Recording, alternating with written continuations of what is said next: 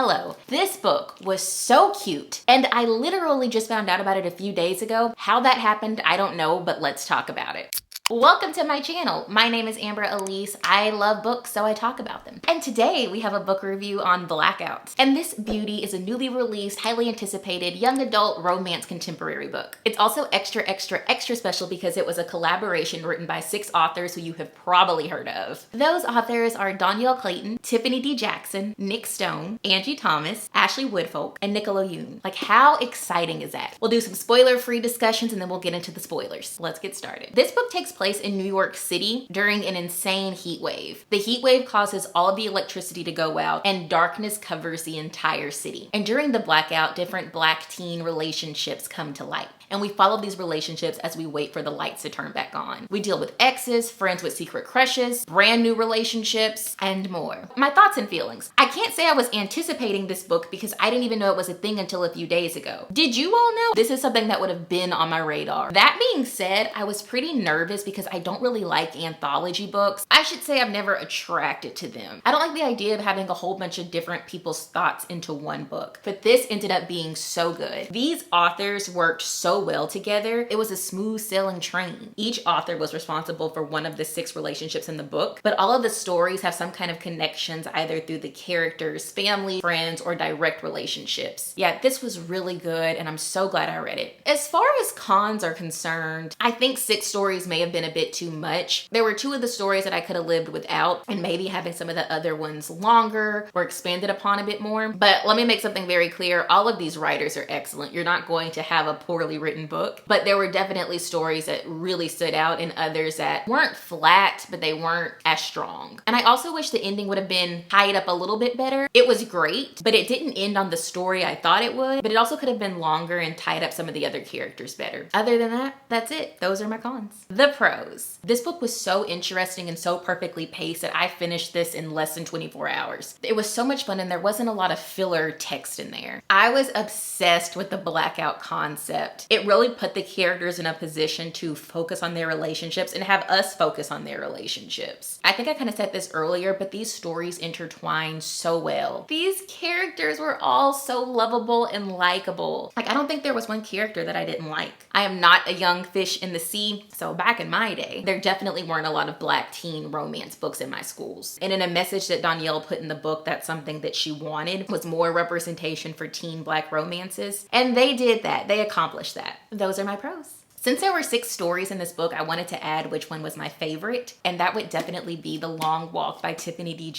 Unfortunately, I've never read one of her books, but best believe I will be doing that now. So without getting into too many details, this was about a girl and a guy, Tammy and Kareem, and their exes. And through a little situation, they get reconnected and are stuck with each other throughout the blackout. I really liked the way their story was told and things they kind of went back and forth with, good, the bad, the ugly. And also their story is like the main story of the book. So like the other 5 stories, we hear about them one time, and then their story, The Long Walk, is one that we weave in and out of throughout the book. So you also draw more of a personal connection with them. I loved it. Was this book worth the hype? For me, I just found out about this hype, but definitely. For my rating, I would give this a 4 out of 5 stars. I'm trying to figure out why I won't give it a 5-star. Like I said, some of the stories just weren't as strong, and maybe they would be stronger on their own or in their own books. But it was a great book. That concludes the spoiler-free portion of Blackout. This is an excellent summer read, and if you're a fan of any of these authors, I think it's a great book to have in your collection. That being said, it is time to move on to the spoilers, so let's get into it. Spoiler time. So like I said, The Long Walk was my favorite. I was so happy when Kareem and Tammy got back together. At first I wasn't sure if they were or if I wanted them to. And honestly, Tammy's situation was so relatable. And it's crazy how she kind of responded to him upset about him going to the party and then him leaving her on red as, well, we're broken up, and then ending things. And then he gets another girlfriend and that's that. I have totally been that person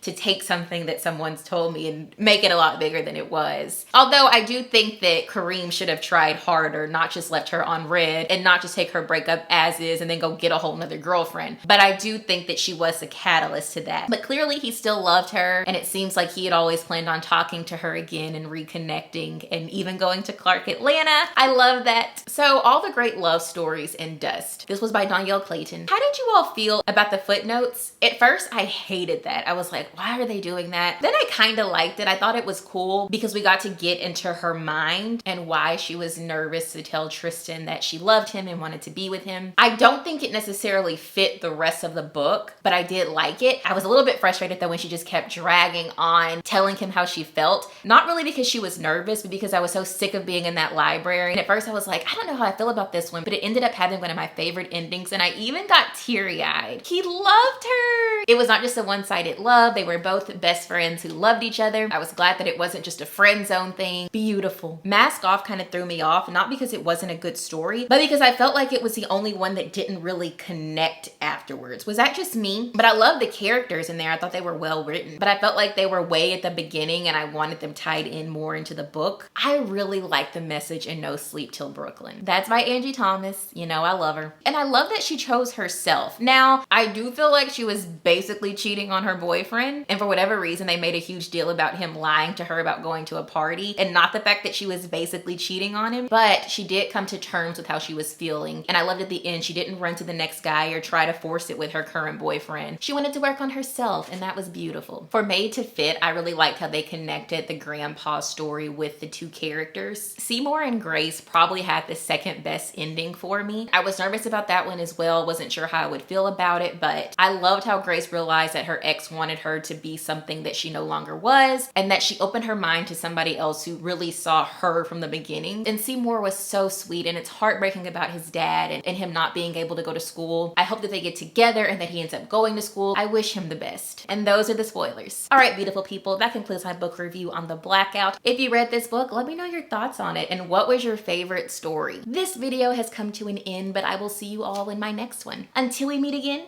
go read.